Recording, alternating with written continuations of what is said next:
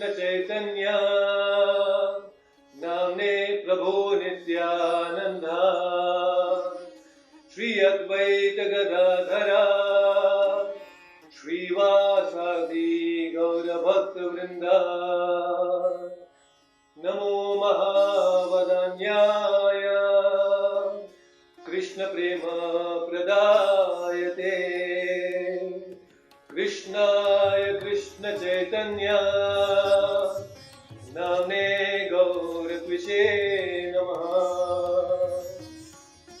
नमो ब्रह्मण्य देवाय गो ब्राह्मण हिताय च जगद्धिताय कृष्णाय गोविंदाय नमो नमः। हे कृष्णा करुणा सिंधो दीनबंधो जगत्पते गोपेश गोपिका Kant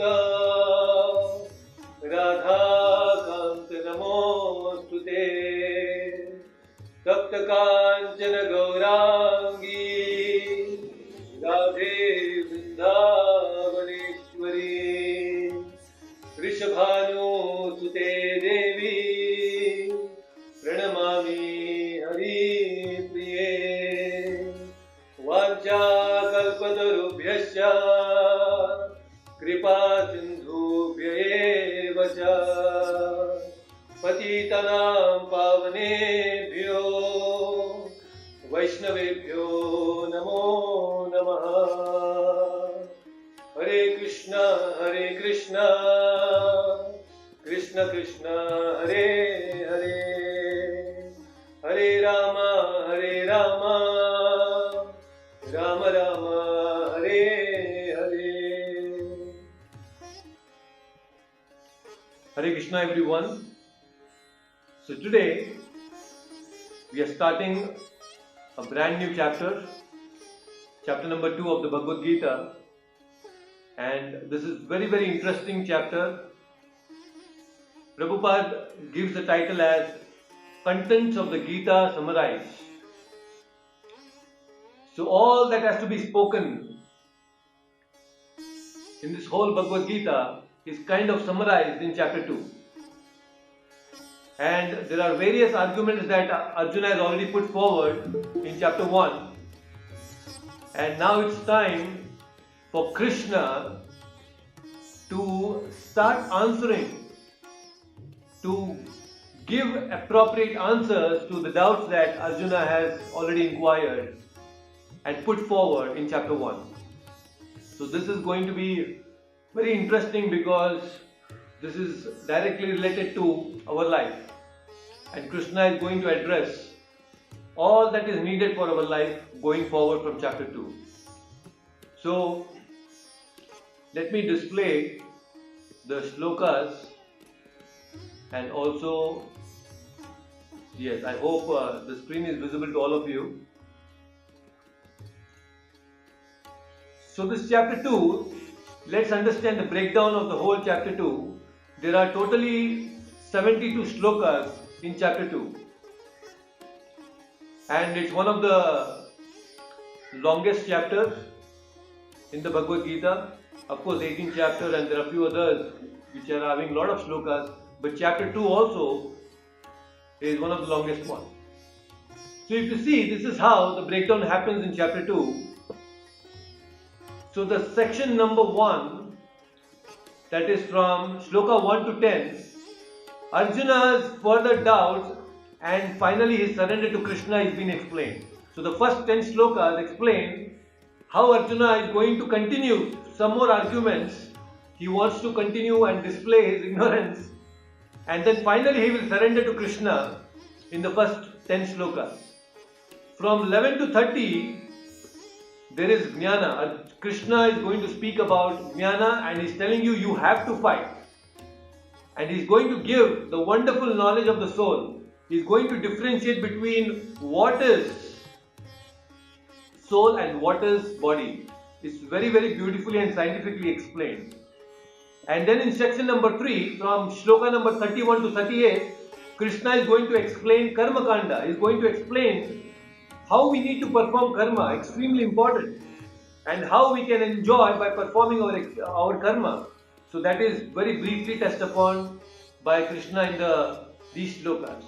Section number 4, chapter 2, from verse number 39 to 53, Krishna is going to explain Buddhi Yoga, again to fight. You have to do your karma to fight. You have to use jnana to fight. You have to use your intelligence to fight. So, again, these are all very beautifully explained, philosophically explained by Krishna. Let us understand this section of Buddhi Yoga in this section, 4th section. And in the 5th section, that is sloka number 54 to 72, Krishna is talking about Sthita Prajna, Samadhi, fight.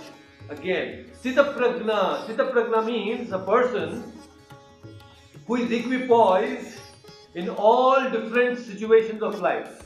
Whether happiness or distress, Sthita Prajna is very steadfast, is quite equipoised in all his duties. So that is how he will explain, and this is very, very interesting. So let's begin with today's shloka, the very, very first shloka of chapter number 2. And here Sanjaya is going to speak. Sanjaya Uvacha Tam Tata Kripayavishtam Ashru Purna Kulekshanam Vishidantam Idam Vakyam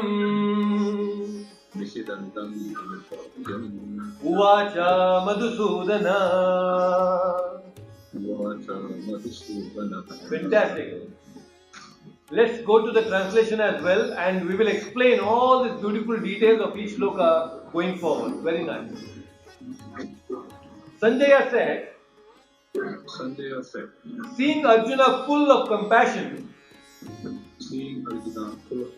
and very sorrowful, his eyes brimming with tears, Madhusudana, Krishna spoke the following words. Thank you so much. So this is a very interesting shloka now. In this shloka, the very first shloka of chapter 2, Sanjaya is continuing.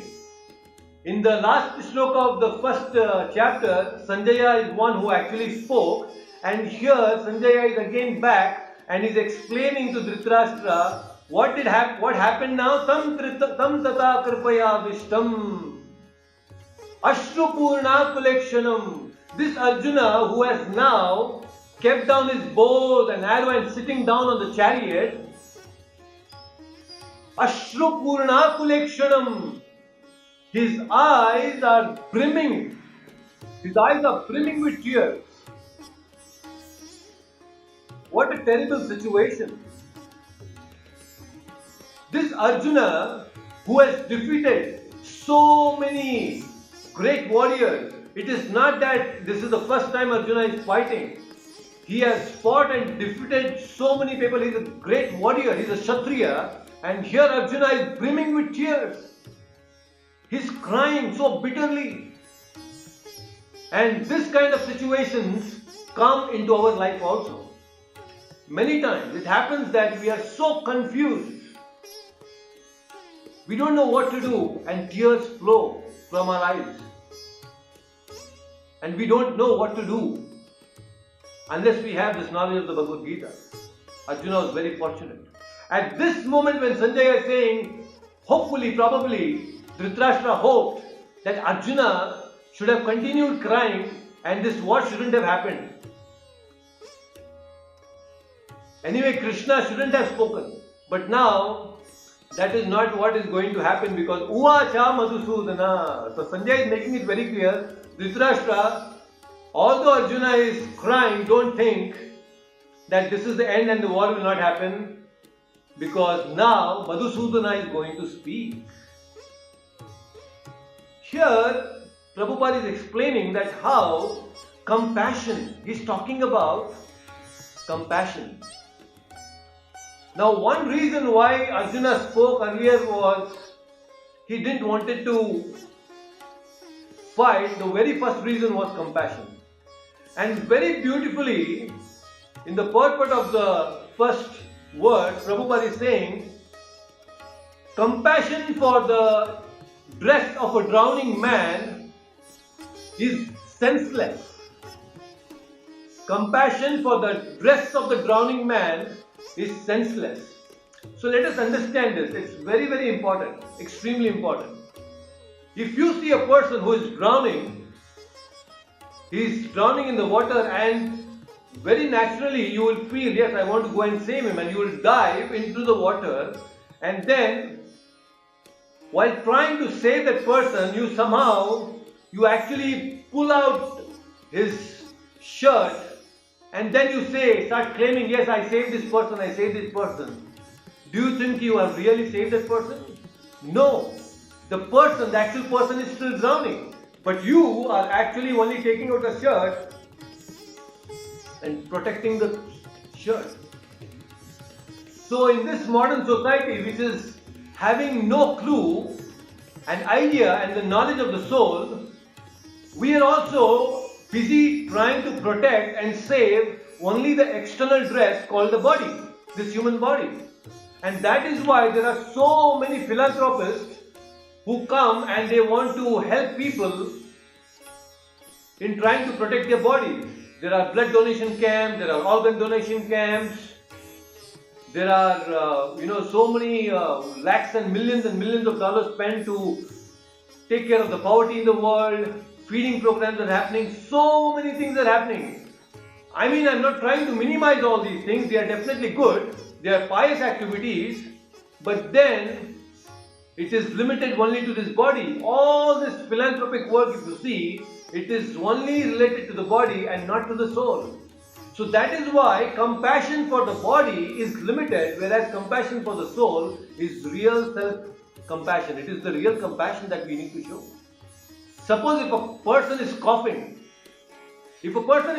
doesn't mean that you just go put some kerchief in his mouth and say, oh, now he will stop coughing. No.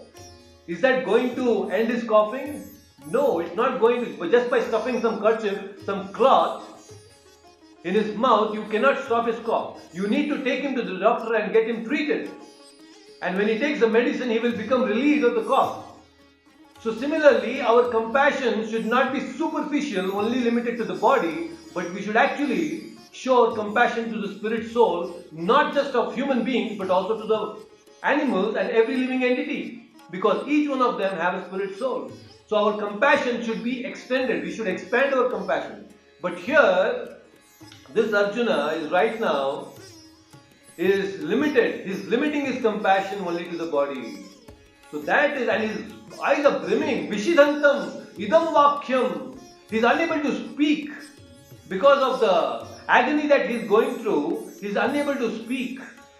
And in this situation, Arjuna is confused.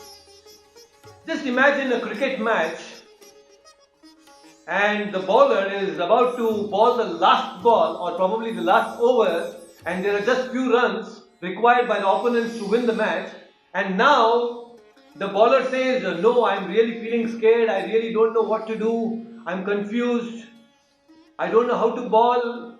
Oh, that's not expected.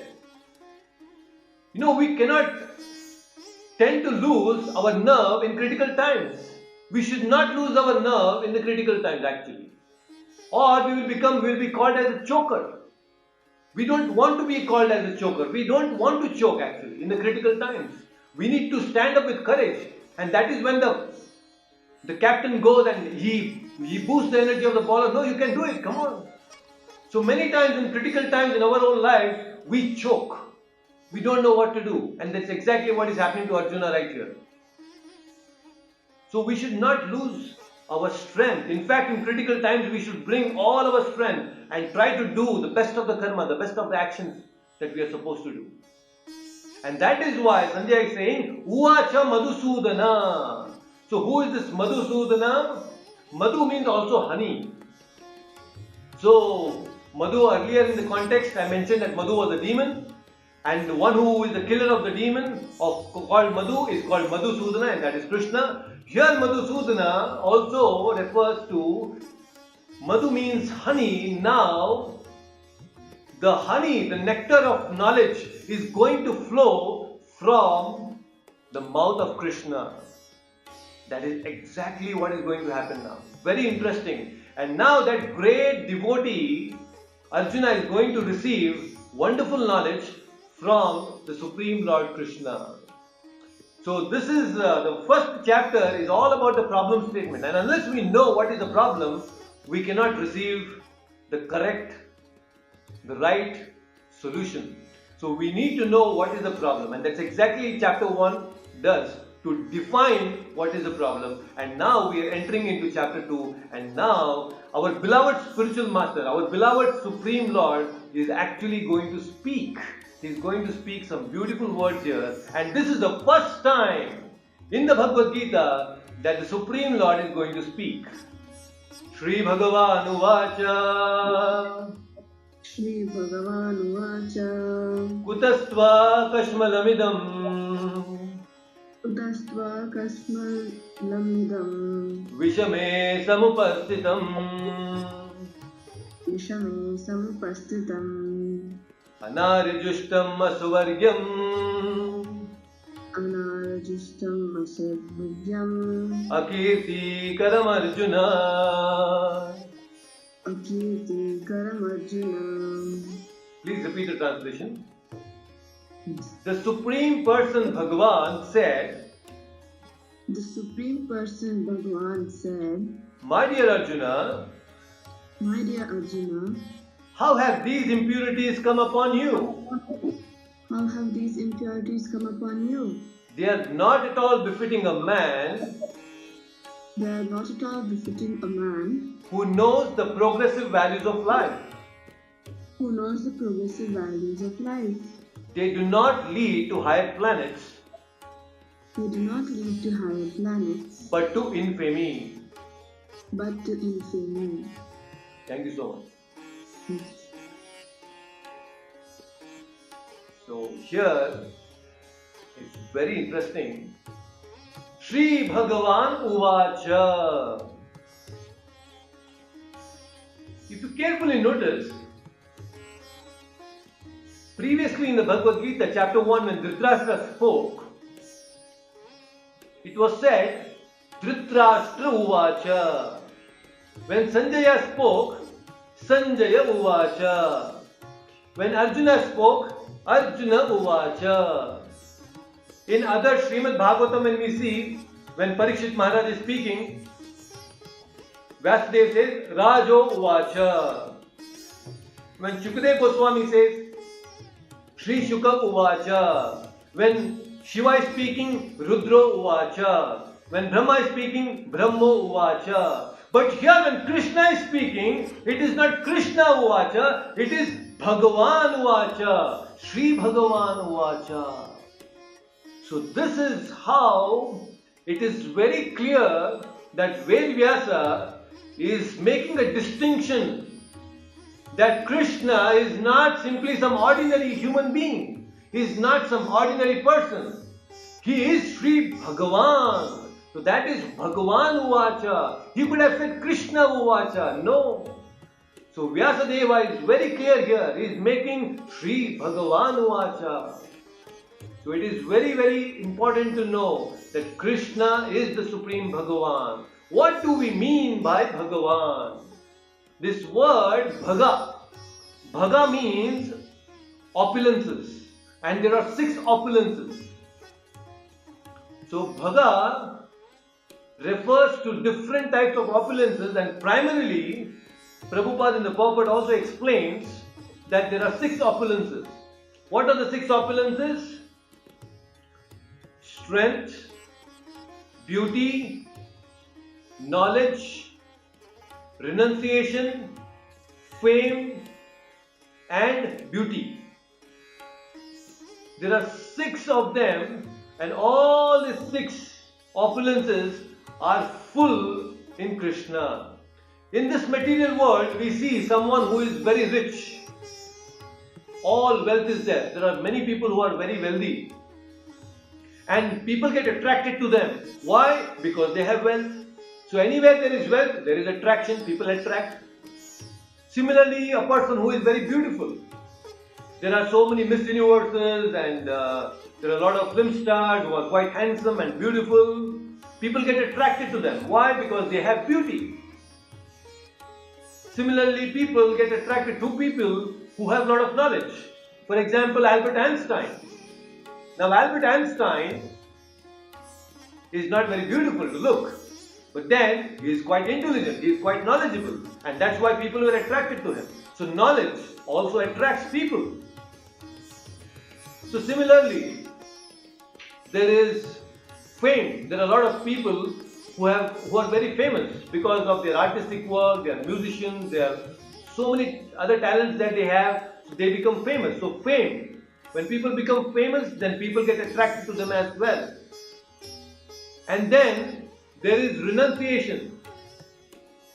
One who is very renowned, even he attracts people. For example, we had Mahatma Gandhi, quite renounced. So people get attracted. Why? Because he is renounced. Many saints and sadhus who are living in the Himalayas, they are quite renowned. So people get attracted to saints and sadhus also because they have that ability to renounce. So even renunciation also attracts people. And Sri Bhagavan, Krishna, has all of these incomplete.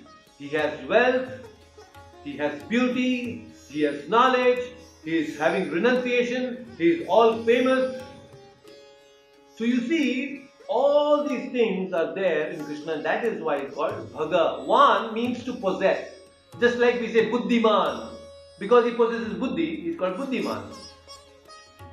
Then we called Gunavan. Oh, he has a lot of good character. That's why it's Gunavan. He possesses good character. So that is why he is called here Bhagavan, because he possesses all the opulences in this universe. So Sri Bhagavan Uvacha. So now let's see what Sri Krishna is about to speak. What is he saying? Also, another very interesting. Before we dive into this shloka, I want to explain a little bit of the absolute truth. Many people who take this path of spirituality, they want to understand what is the absolute truth. So absolute truth means that is the supreme and ultimate thing that we can realize about the Supreme Lord. And this absolute truth can be understood in three different ways as explained in our scriptures. So there is something called as Brahman, there is something called as Paramatma, there is something called as Bhagavan. Vadanti tat tattva vidas tattvam yajnanam advayam brahmeti paramatmeti Bhagavan iti shabdate. So the absolute truth can be understood in three different forms. The first is called the Brahman realization. What is Brahman realization? Just like to understand this Brahman realization, Paramatma realization and Bhagavan realization, we can take the analogy of a sun. When we take a sun, there are sun rays, the sun planet, and there is Surya Devata, who actually is the Devata of the sun planet. So sun rays are connected to the sun planet. The sun planet is in turn governed by the person called Surya Devata, Vivashwan. They are not different in one sense. So the Brahman realization, the effulgence, the Brahma Jyoti is like the sun rays. It is also representing the absolute truth. But it is not all in all. After that, there is something very interesting, the next level. That is the sun planet itself. After you go deeper into the sun rays, you can actually go to the sun planet. And that sun planet is the Paramatma realization. You will see, oh, the supreme absolute truth is not formless. He actually has a form. And that Paramatma is right within my heart. So that is called Paramatma realization. And then when you go deeper, there is actually a person, and you know that the absolute truth is not some impersonal form.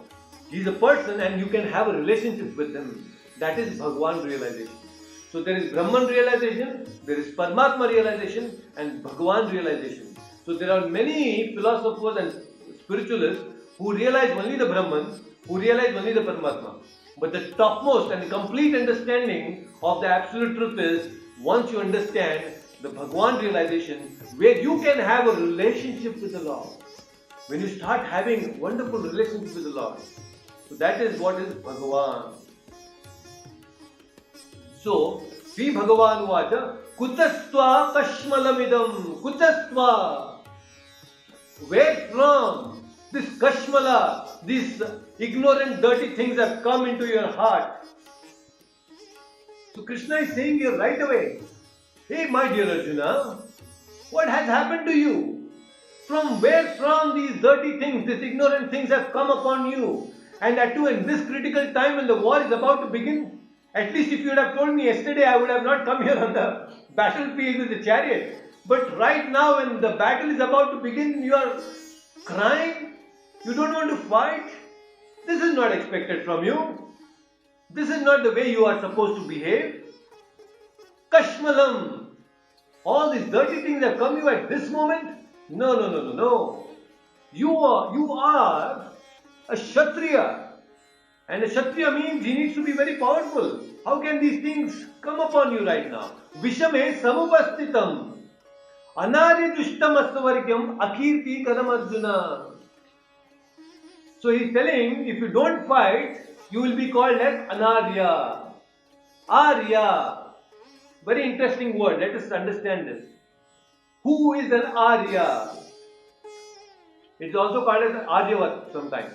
Our planet, especially Bharata Bhumi, is also called as Aryavat. Arya means one who knows the progressive understanding of human life. One who is spiritually inclined, one who is having spiritual understanding is called an Arya. One who wants to progress in spiritual life is called an Arya. But this word, Arya, is completely misconstrued in the modern philosophy and also in the modern times. This word Arya sometimes is considered to be like an untouchable word. Nobody wants to talk about this Arya, like a caste, oh, this is this caste, that caste. So in this current time, especially in the Western world and slowly trickling in India also, that this word Arya has got a negative connotation in the Western world. Nobody wants to get connected with this word called Arya. How did this happen? We should know this little bit of history. It's very important. In few centuries ago, maybe in the 13th or the 12th, 13th centuries, when the Europe was very powerful and they were colonizing different parts of the world, majoritarily the whole Europe was divided between the Protestants and the Roman Catholics. And both of them wanted to expand, the Roman Catholics and the Protestants. They wanted to dominate. And they had this superiority complex, the Europeans. And they were thinking that the burden of a white man is to civilize the rest of the world. That is how they used to think. They used to say that the burden of the white man is to civilize the rest of the world, as if there was no other person on the planet who was civilized. That was their thinking. They had that superiority complex. And with that superiority complex, when they invaded India, when they came to India, they got the shock of their life. Because here in India, they saw, oh my God, that these people are not some tribals, they are not some aborigines. These Indians are highly civilized. They are much civilized than we are. And their history goes far beyond our history. They started analyzing, oh my God, the language that they have, the Sanskrit language, is far superior to Greek and Latin. But the Europeans, all they knew was Greek and Latin and a history of 1,000, 2,000 years. But here in India, they saw that there is a huge history and a very rich culture. Now they could not accept this. How can these people be superior to us? And how can we be an origin of this culture? No, no, no. We should not accept this. And then what they did was, they said to the Indians that we both actually belong to some superior race called Aryan civilization. And we both are the offshoots of the Aryan civilization. And being the offshoots, we have some similarities. But we have developed something new. They had a lot of science and technology in Europe that time, and they were infatuated by this technology and science they had developed. And they said to Indians that we will share with this you also. You can also progress. And that is how they told Indians that we both are same, but we have come from an Arya civilization, a superior civilization. And that is how the Aryan civilization theory came up, the Aryan migration theory came up, and this is how there is a lot of confusion, lot of socio-political things that came up, and unwanted disturbance has been created in the world without knowing what is the true meaning of Arya. In fact, Adolf Hitler, he is the one who adopted this idea of Aryan civilization, and he said, we are the original Aryans, and from us the whole Aryan civilization has to spread. And that is how Adolf Hitler, he took the swastika as a symbol, he slightly twisted the swastika symbol, and then he wanted to spread this Aryan civilization. And that is why this Aryan civilization, Aryan word is being misconstrued, and that is not what Krishna is referring here. So we should know the distinction between our current understanding of the history which we learned from our history books, our social science books, which are totally misconstrued. So the Arya means one who knows the progressive spiritual life. So that's important. So many people, especially when Muslims came, they destroyed a lot of temples. Thousands of temples were destroyed in India when they invaded us. But these Britishers, when they came, they destroyed our faith to build temples. That is even greater danger. And that is what is happening today. Because of the Western philosophy and the kind of influence they have, the kind of they have overtaken our Indology. What is Indology? Indology is everything to do with India. All the different sciences that India has, anything to do, any study related to India is called Indology. And there are many Western Indologists who come and misinterpret. They call Western Indology many things. I have attended some of these seminars of people, and believe me, they are completely spoiling our culture in the name of philosophy. So that is not what we should know from Arya. Arya means a spiritual person. So this is how Krishna is now speaking here, and he is telling that Akirti Karam Arjuna, what will happen to you if you don't fight? Akirti will come. You will become infamous. As a Kshatriya, you are supposed to fight. If you don't fight, they will think that you are weak. But you are not weak. Asavargyam. Forget about, you are talking about going to hell. You will not even go to heaven. If you don't fight, you will not go to heaven. If you don't fight, you will become infamous. So Arjuna, this is not good. This is absolutely not good. That is what Krishna is saying here. So let's go to the next verse. Very interesting verse again. So shloka number 3. Klaibyam asmagamah partha. Klaibyam asmagamah partha. Naitat tvai upapadyate. Naitat upapadyate. Shudram hridaya daurbalyam. Shudram hridaya daurbalyam. Tyaktottvishta parantapah. Tyaktottvishta parantapah. Let's do that once again. Klaibyam asmagamah partha. Klaibyam asmagamah partha. Naitat tvai upapadyate. त्वयि उपपद्यते Shudram hridaya daurbalyam क्षुद्रं हृदय दौर्बल्यं Tyaktvottishta parantapa. त्यक्त्वोत्तिष्ठ परन्तप Please repeat the translation. O son of Pritha, O son of Pritha, do not yield to this degrading importance. do not yield to this degrading impotence. It does not become you. It does not become you. Give up such petty weakness of heart Give up such petty weakness of heart and arise, and arise, O chastiser of the enemy. O chastiser of the enemy. Thank you. So now this is very interesting. Krishna is saying here, is continuing to say, Klaibyam asmagamaha partha. Klaibyam is saying importance. Where this importance has come from you, come in you. This doesn't become you. Naitat tvayi upapadyate. Shudram hridaya daurbalyam. This weakness of your heart. Tvekto twishta parantapa. Parantapa, you are a great warrior. Parantapa, you are a fighter. How can this importance, Klaibyam, come unto you? He's saying Partha, Gamaha Partha. So we should know that Arjuna is coming from a great lineage, a very powerful lineage.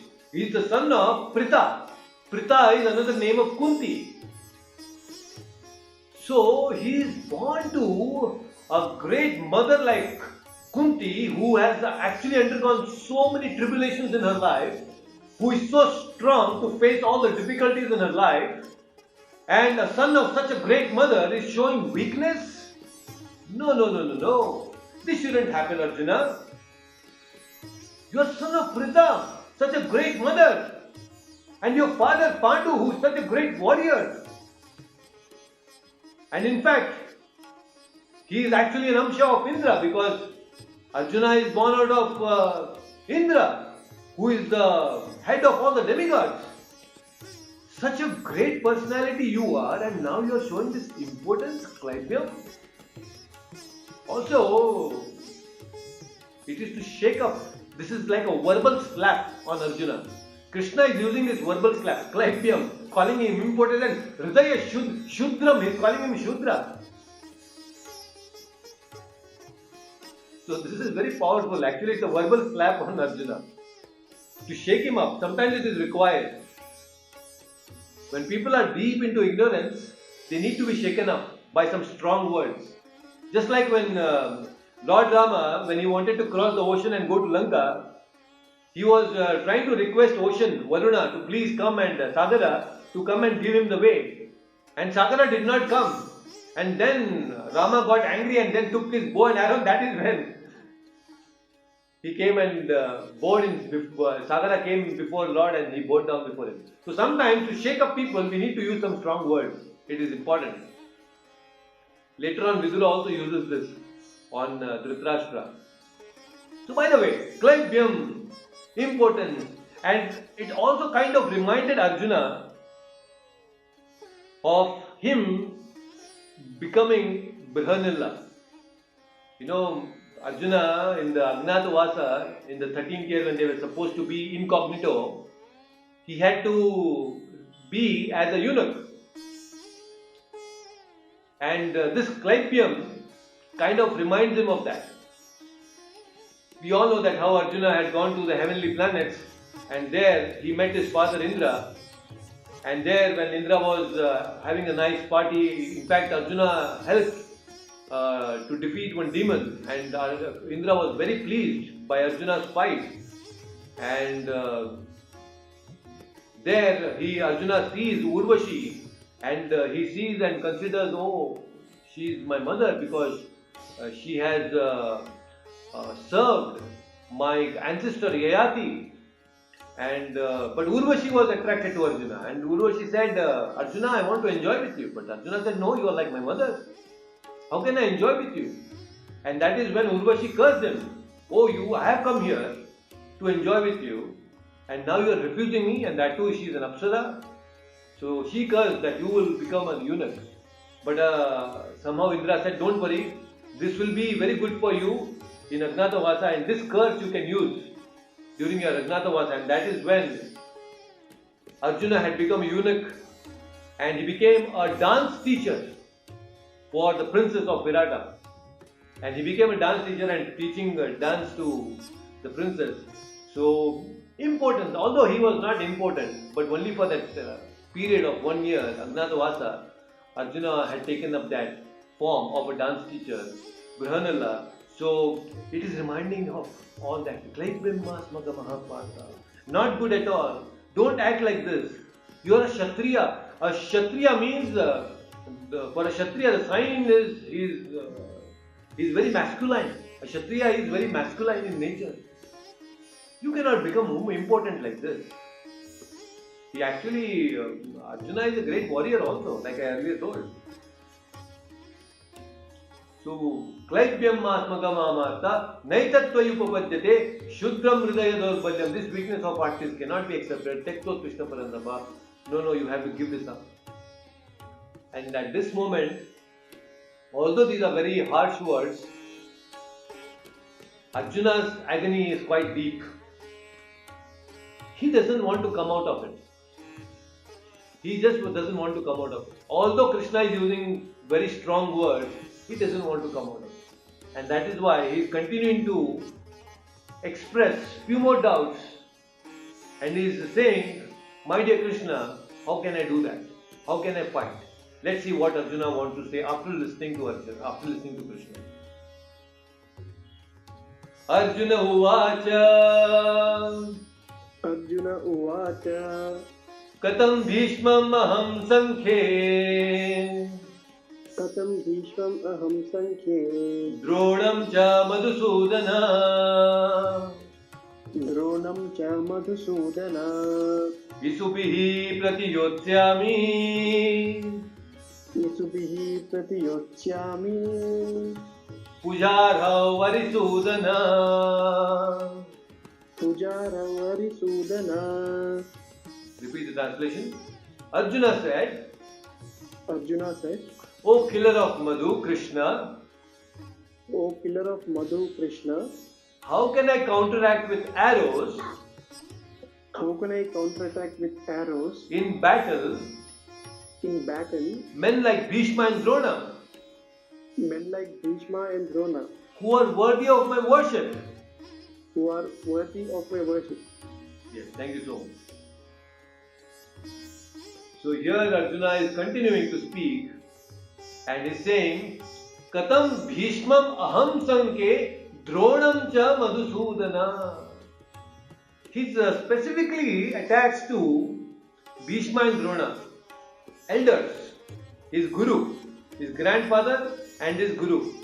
He's quite attached to them. Although previously he has explained many other names, but here he is specifically taking the name of Bhishma and Drona.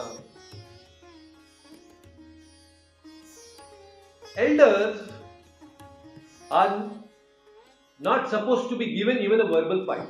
What to speak of a battle or a fight with arrows? We should not speak harsh words, strong words. We should not even speak back to elders. That is our culture. We need to learn how to respect elders.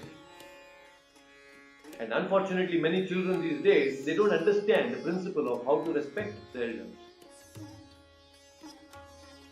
Many times they even take to giving them disrespect. And why this is happening? Because of the degradation of the spiritual knowledge. People don't know how to respect. And here, Arjuna, we see such a great warrior.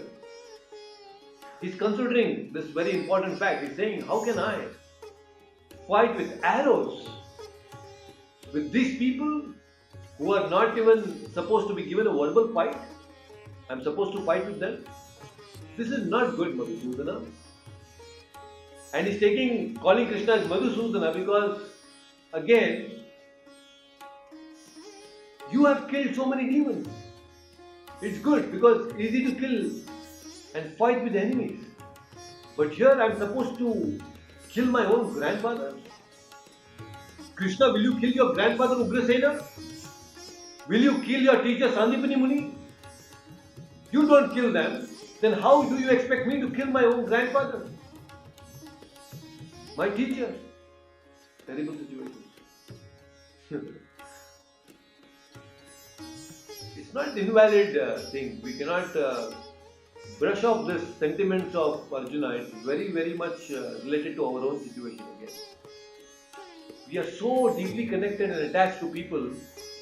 If anybody says anything to our parents, anybody whom we love, and they have been insulted, we feel angry, and that is required.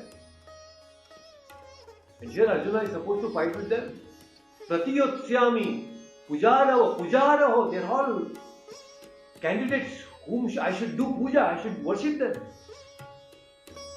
So, how do I do this? It's not good.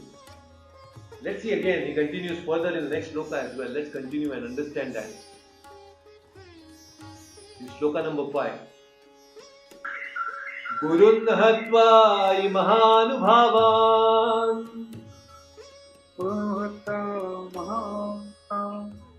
Shreyo bhoktum bhaiksham apiha loke Shreyo bhoktam bhaiksham apiyo loke Hatvat kamam sugurun ihaiva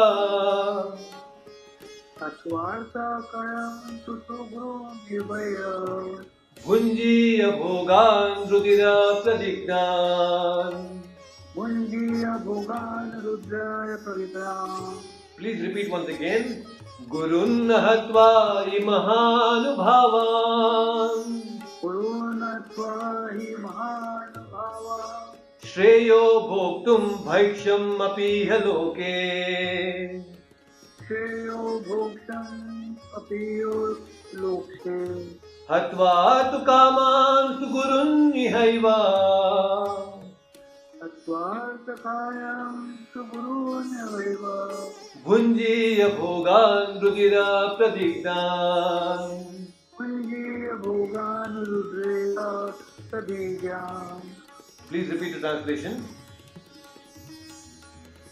It is better to live in this world It is better to live in this world by begging by begging than to live at the cost of the lives of great souls than to live at the cost of the lives of great souls who are my teachers.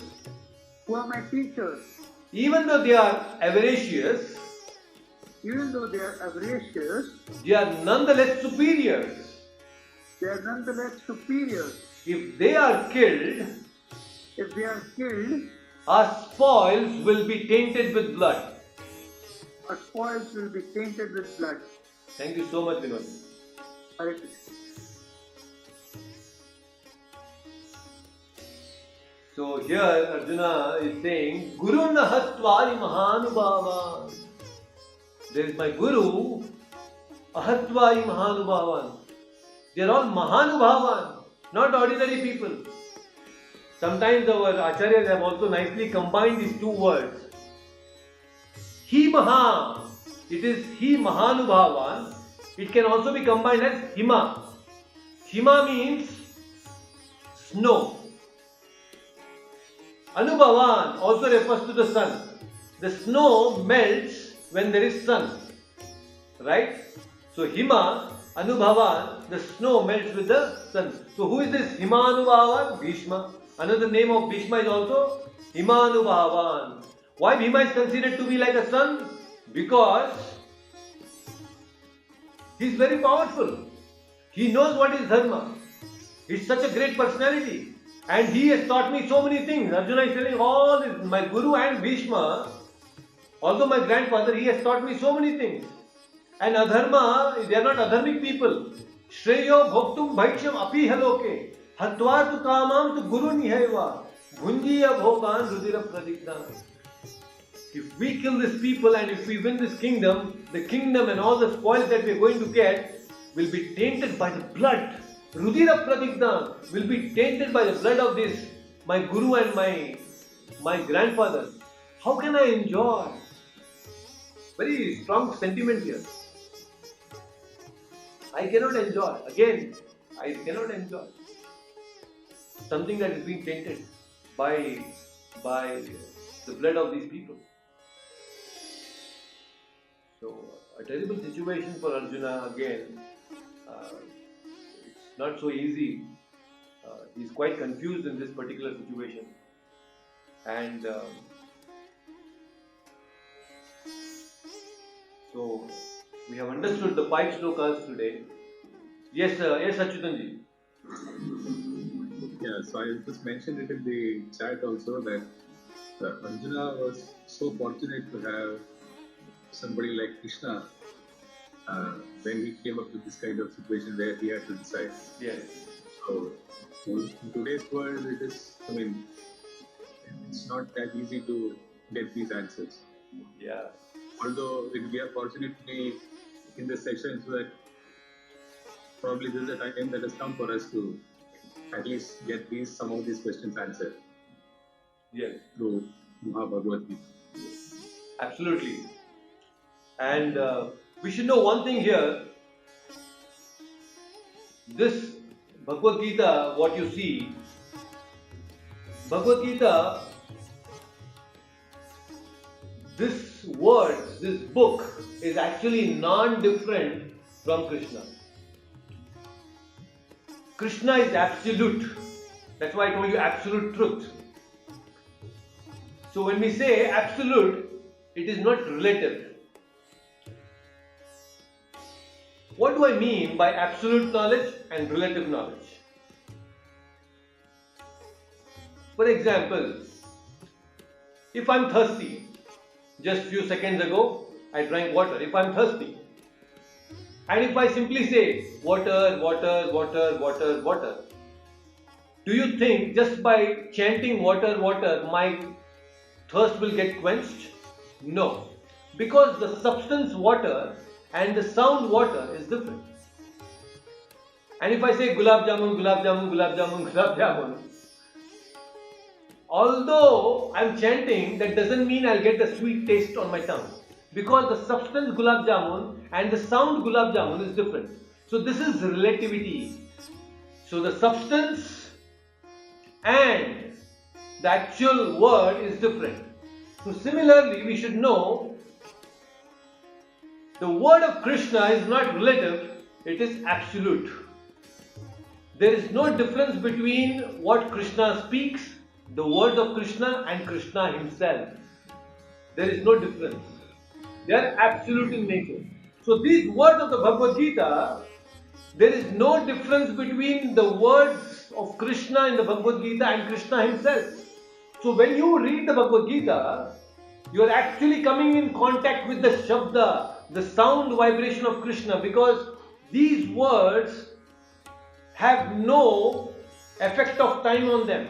That's why, in spite of being, we are into 5,000 years into Kali Yuga, these words of the Bhagavad Gita are still quite relevant to us and they are still transforming people's hearts. Because these are absolute words coming from the absolute person. So there is no difference, there is no relativity here. So, yes, Arjuna was definitely fortunate, but we are equally fortunate as Arjuna because we still have the words of Krishna with us. Arjuna could see face to face Krishna, but we can also have a direct contact with Krishna in the form of this book. Krishna can come in any form. He can come in the form of sound. Nama Chintamani Krishna Chaitanya Rasa Vigraha Purna Shuddho Nitya Mukto Abhinnatva Nama Naminaha. Abhinnatva Nama Naminaha. So there is no difference. There is absolutely no difference between Krishna, his words, his pastimes, no difference. Abhinnatva. So this is called absolute nature. So I hope, let us take this whole journey very seriously and understand this Bhagavad Gita very nicely, and we should never feel that Krishna is not with us because Krishna is right with us in the form of his words, in the form of Bhagavad Gita. So we'll take full advantage of this. Take full advantage of it. And sure, just like Arjuna got transformed, we will also get transformed. It's very much possible. Yes. Please ask me questions. Thank you, Prabhuji. Thank you. Yeah. Yes, all of you. Give me a minute. I want to open up for discussion. The reason is because many times I keep speaking, but I also should know how are you understanding the Bhagavad Gita. Because one thing is to listen, but pariprashna, there should also be pariprashna. Because only when there is question answers, then there is a good discussion. I just don't want to give what I know, but there should be something from you also coming. I want to know whether you are processing everything that is being shared. So good, as you're thinking about certain questions, please keep thinking. Today I want to mention and explain to you about the chanting of the holy names. You see in my hands today, I have this beads. This is made up of neem mala. This is called neem. These are all made by neem. And generally I use the tulsi beads. But to just show, you may also have this at home. It's very good if you have. If you don't, then you can get one. So this mala has 108 beads, and this top one with the thread, will be the main bead, the 109th bead. It is also called as the Krishna bead. So we should know that to digest this knowledge of the Bhagavad Gita, you should associate with the spiritual sound vibrations. The best way of meditation in Kali Yuga, we are all in Kali Yuga, is to chant the holy name of the Lord. Sankirtana, Japayagna is recommended in Kali Yuga by all the great acharyas and by the scriptures. Kali Santrana Upanishad says, Harer Namaiva Kevalam, Kalau Nasteva Gatir Anyataha. In this Kali Yuga, Kalau Nasteva, there is no other way other than the chanting of the holy name of Krishna.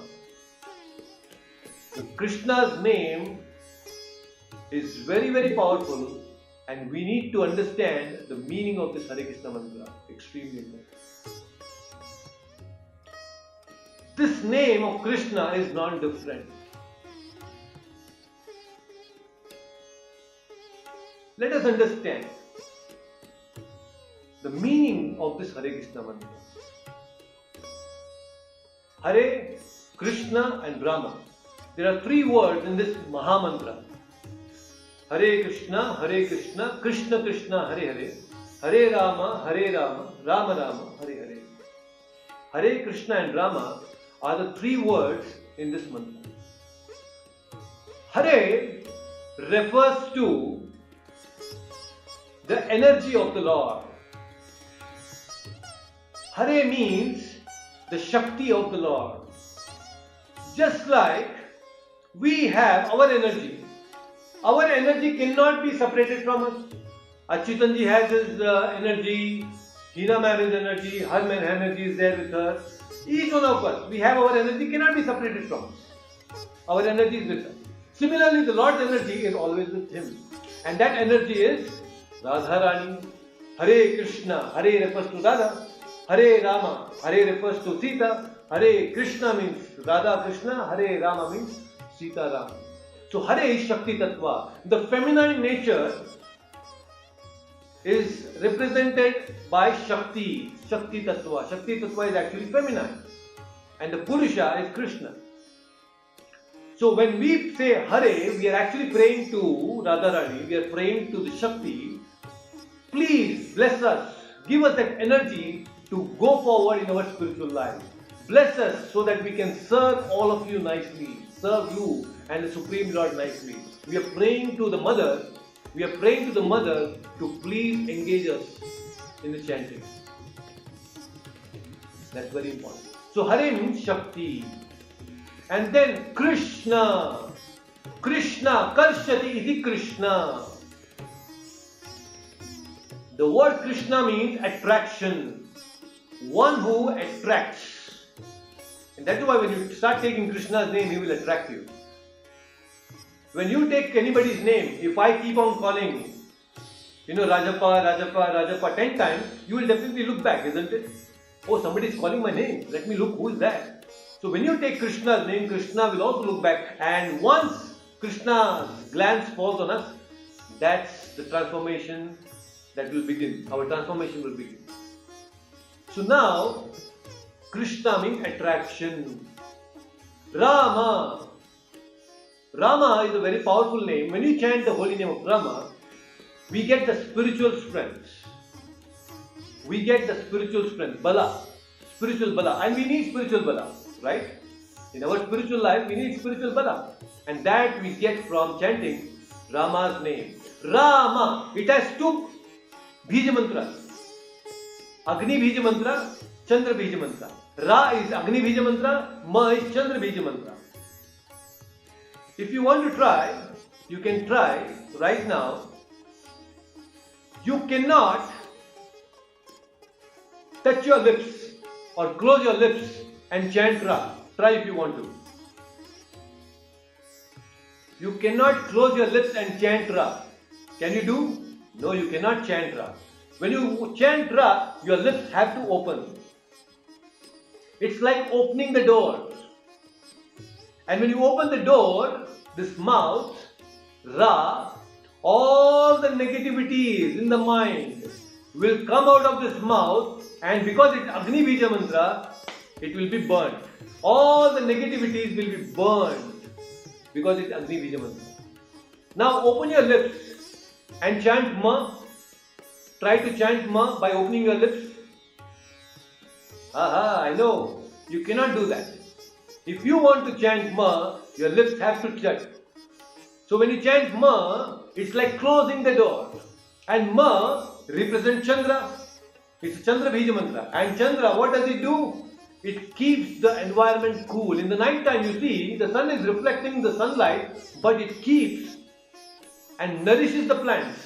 All the plants and the vegetation gets nourishment from the Chandra in the night time.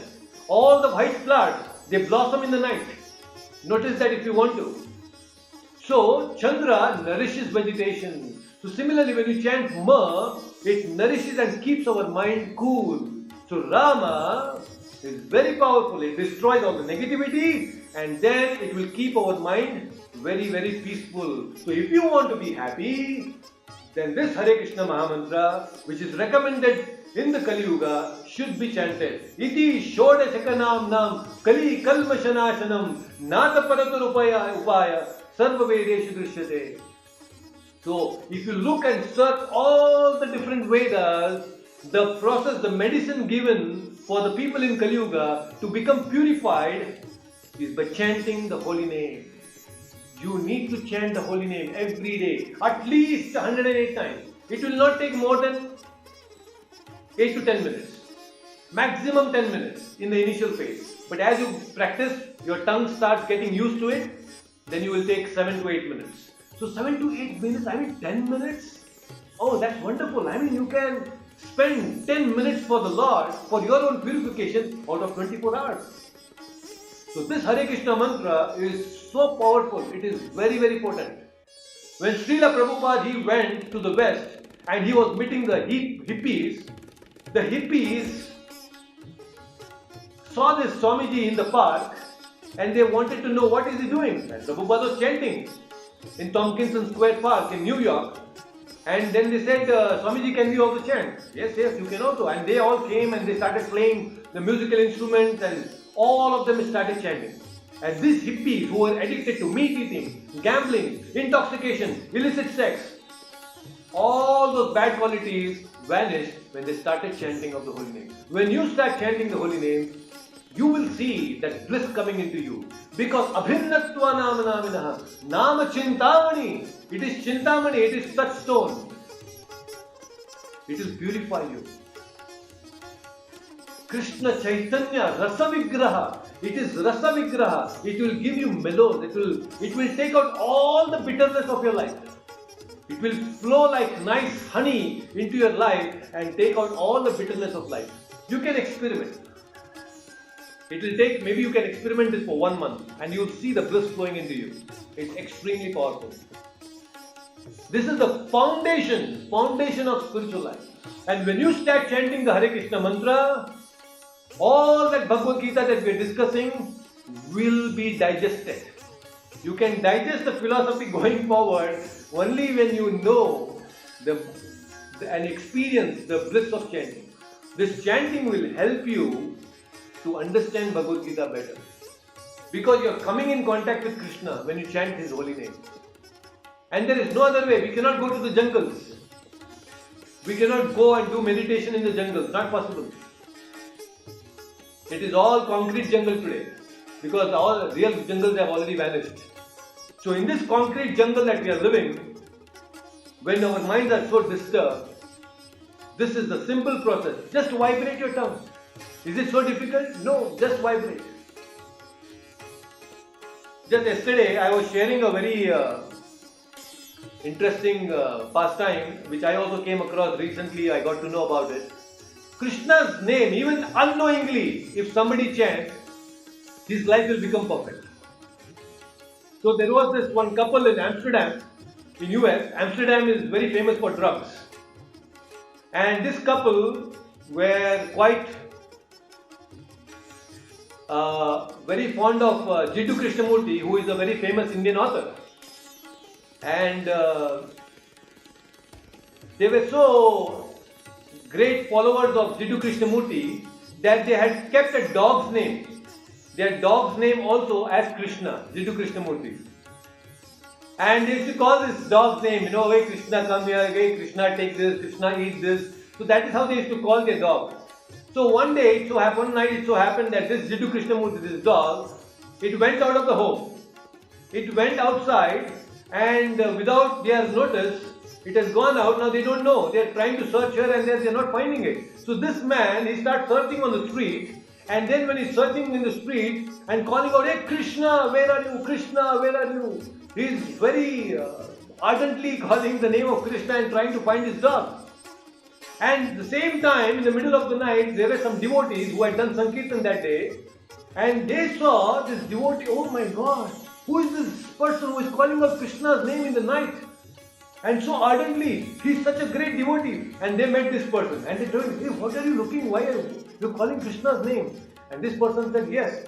Have you seen my Krishna? Do you know where is my Krishna? Yes, yes, we know where is your Krishna. Then these devotees, they took him to the temple. And then they told him, see, this is our Krishna and your Krishna. Then this fellow, no, this is not my Krishna. I am talking about my dog Krishna. Then the devotees understood and they gave him nice prasadam and some books.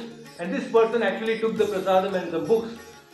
And later on, few years later, this devotee, this person who had actually called out for his dog, became such a wonderful devotee and he joined. And today he is preaching Bhagavad Gita. Now this is the power of chanting the name of Krishna even unknowingly. See, when you know or you don't know the power of fire, if you simply go and touch, if the child goes and touches the fire, just because the child doesn't know that it's going to burn, the fire will not excuse. It will act, it will burn the child out, just because you don't know. Similarly, when you contact the holy name, whether you know or you don't know the meaning, it will have effect on you. It will purify you. So, my recommendation is, please chant the Hare Krishna mantra at least 10 minutes every day. This one mala 108 times. So how do we do this chanting on the mala? Very simple, I'll just show you. You see, it has to be placed in the middle finger in your right hand without touching the index finger. Index finger is considered to be inauspicious because it is referred to point out at people. We are not supposed to point at people, inauspicious. So that is why no touching index finger to the mala. So you place it in the middle finger and then your thumb has to be placed on the first bead. After the bead with the threads, after the head bead, the first bead on the thread, your thumb has to be placed. And then keeping your thumb on the first bead, you need to chant the complete mantra. Hare Krishna, Krishna Krishna, Hare Hare, Hare Rama, Rama Rama, Hare Hare. Then go to the next beat. Then chant the full mantra again. Hare Krishna, Krishna Krishna, Hare Hare, Hare Rama, Rama Rama, Hare Hare. And then again go to the next one. So every time you do this, you pull inwards. With your thumb, you keep on pulling inwards. Then you come finally to the 108th beat. So that completes your 108 times of chanting this holy name. And now, on this head beat, we do not chant. We do not chant the mantra on the head beat. There is a Panchatattva mantra, generally in the invocation I chant, Shri Krishna Chaitanya Prabhu Nityananda, Shri Advaita Gadadhara, Srivasadi Gaura Bhaktaranda. Please try to do that, and amazing. You do this experiment for 1 month, wonderful results will come. It's very simple method, chanting on the beach. So let me take some questions now. I think I have some questions in the chat box. So Sheila Chandan is asking, Prabhuji, can we do the chanting on the Rudraksha Mala? Yes, initially, right now, if you don't have the Neem Mala, you can use your Rudraksha Mala also, no problem. You can chant, but ideally try to get the Neem Mala so that, and this Mala also should be kept very safely and in a clean place. So yes, you can do it, no problem. And then Dev Chandra is asking, Prabhuji, what is the significance of the number 108? Yes, now 108 is a very auspicious number. There were 108 principal gopis, then 108 yojanas between the earth and the sun. That is the distance between the earth and the sun. And then there is 108. 108, there are 108 Upanishads, prominent Upanishads. So in our Vedic scriptures, 108 is considered to be auspicious because of so many reasons. I will definitely share more details going forward on 108 itself. So where can we get the mala? You can get the mala from local ISKCON temples or maybe some temple nearby. You can ask them. You can get the 100 mala. Even if it is not Neem mala, you can get Tulsi mala also, no problem. But you can bring it and you can chant. And then Chaitanya is asking what to focus on while chanting Hare Krishna. Very good question. Chaitanya is asking a question here. What do we focus on when we chant Hare Krishna mantra? So when we chant Hare Krishna mantra, chanting means chanting plus hearing. So chanting means chanting plus hearing. So you chant and that sound vibration, your sound vibration has to enter your ear. You need to be little audible. You cannot chant in the mind. Mantra. Man means mind, tra means that which delivers the mind. So mantra will deliver the mind. This Hare Krishna mantra will free your mind. So that is what is the meaning of mantra. So you cannot chant in the mind because the mind will cheat you. You have to be audible. Hare Krishna, Krishna Krishna, Hare Hare, Hare Rama, Rama Rama, Hare Hare. At least this much audible. Now you don't have to shout loudly and disturb your neighbors and family members who are sleeping. Early morning you start yelling, Hare Krishna. And what happened? Everybody will come into your house and they'll ask you what's wrong. So let that not happen. But I'm just saying that you can chant mildly audible to yourself and that will be really good. Okay? So chanting, the main thing is hearing the sound. Because this sound will enter your heart and purify your heart. The very important aspect of chanting is hearing. So you should hear the chanting very nicely.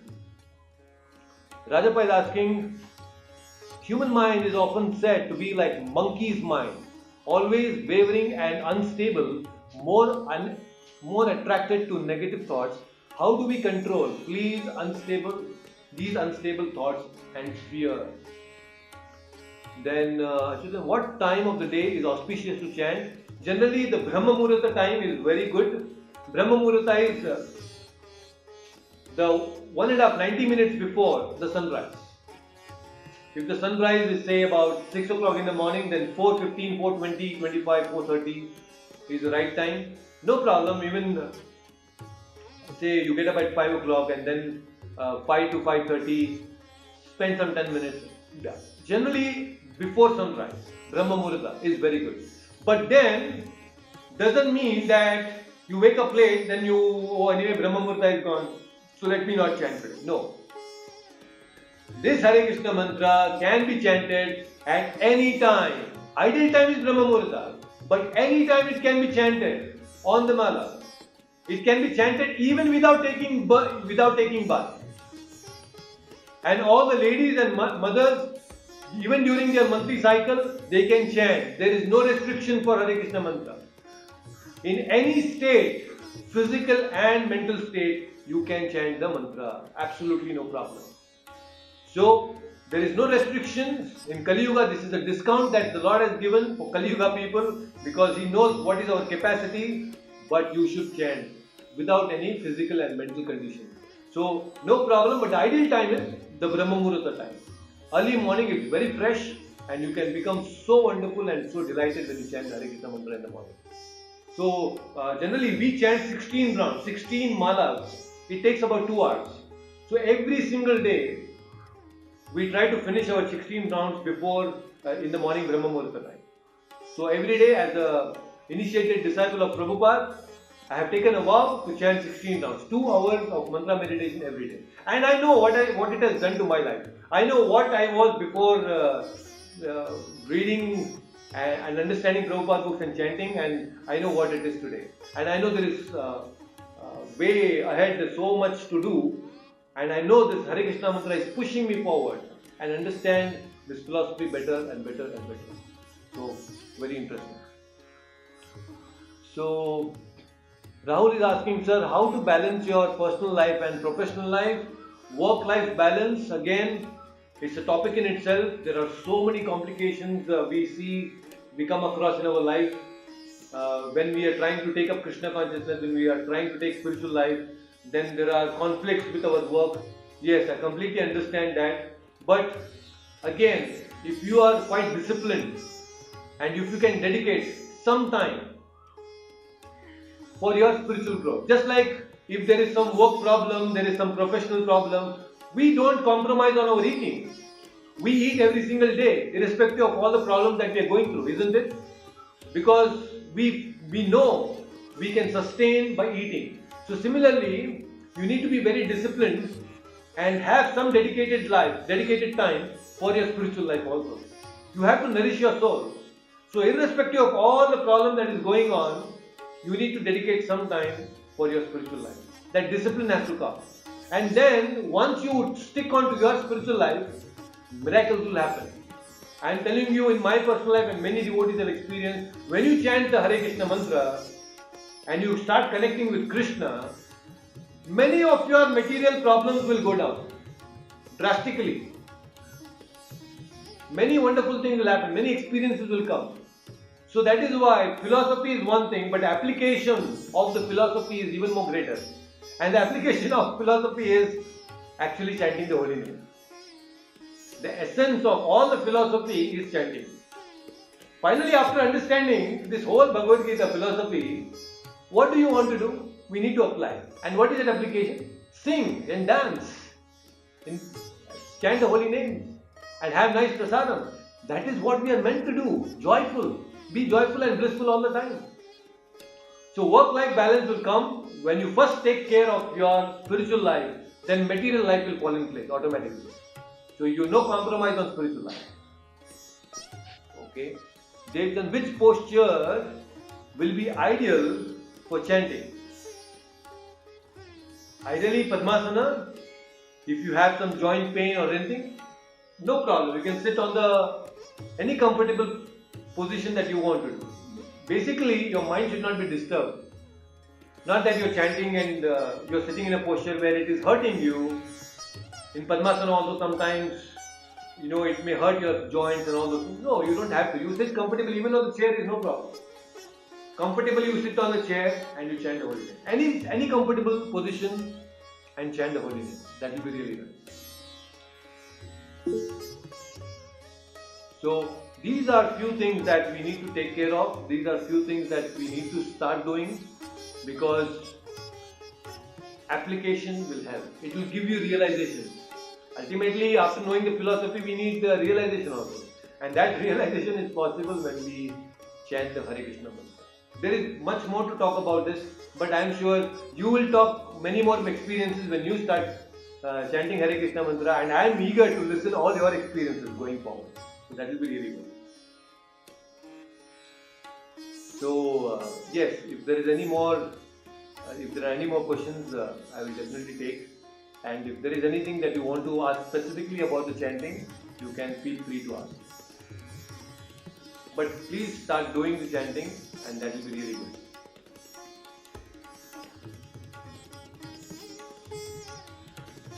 Any questions?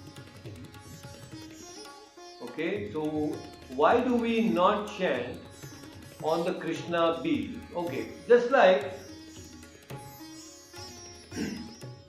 okay, let me explain this. So now this Krishna bead, because it is representing Krishna, so we cannot touch Krishna directly. We need to understand. I wanted to tell this another point also. Anyway, now I will cover it now itself, because anyway, Madam has asked. It is representing Krishna and we cannot touch the Lord directly. That's why we don't touch it, number one. Another thing that we need to know is, when you come to the last bead, 108th bead, and you want to chant the next bead, that is the next mala, even then you cannot cross the head bead and go to the first bead again. No. So when you come to the 108th bead and you want to chant the next mala, you have to turn around the mala, and the 108th bead will now become the first bead. And when you come again, chant Hare Krishna, Krishna Krishna, Hare Ram, Ram Ram, Hare Hare. And then you come finally again to the 108th bead. You again turn the mala, and that 108th bead will become the first bead. So we never cross the head bead to go to the next mala. Why? Because it is representing Krishna. Just like sometimes we must have seen in our culture also, we see somebody is lying down.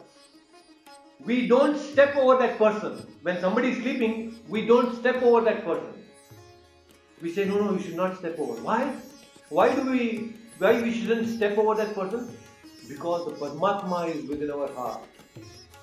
The Paramatma is in our heart. That's why we are told, we tell the children, no, don't step over. Because you are stepping over the Lord. So similarly here, we don't touch the head bead and we don't step over the Supreme Lord. So that is why this Krishna bead is supposed to be not touched by the index finger, and also we don't do chanting on the head bead. Only 108 beads. This is the 109th bead. Yes, wonderful.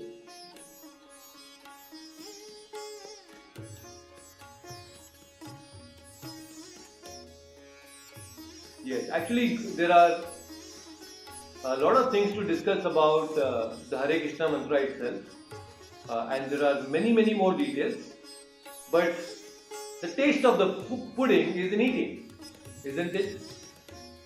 Because I can tell so much, go on telling about the Hare Krishna mantra, but you should taste it. Just like if I tell you, oh, Rasgulla is this way, Rasgulla is that way, Rasgulla looks white, I can tell so many things, but unless you take the Rasgulla and then put it in your mouth, you will not get a taste. So similarly, Hare Krishna mantra, many things can be told, but unless you take the mala and put it in your mind, you will not get the taste. Very interestingly, yesterday one devotee, when I was explaining this, when I told that the taste of the pudding is in eating, then he said, Melody khao, khud jaan jao. So very nice when we were children. Melody khao, khud jaan jao. So similarly you chant and you realize what it is. So it's very beautiful philosophy. We have the topmost philosophy. We have the topmost understanding of what is spiritual life. There are many wonderful things that will happen once you start chanting. This is practicality. This is practical spiritual life. Many times people cannot digest knowledge. Especially going forward, philosophy is going to become heavy. And to digest this knowledge, you need Hare Krishna mantra, the support of Hare Krishna mantra. So that is why I introduced this today. I wanted to introduce this long time, but anyway, Krishna's mercy, it is being started today. So we will begin our yajna of chanting, Japa yajna today, and it will really help all. It will purify our conscience.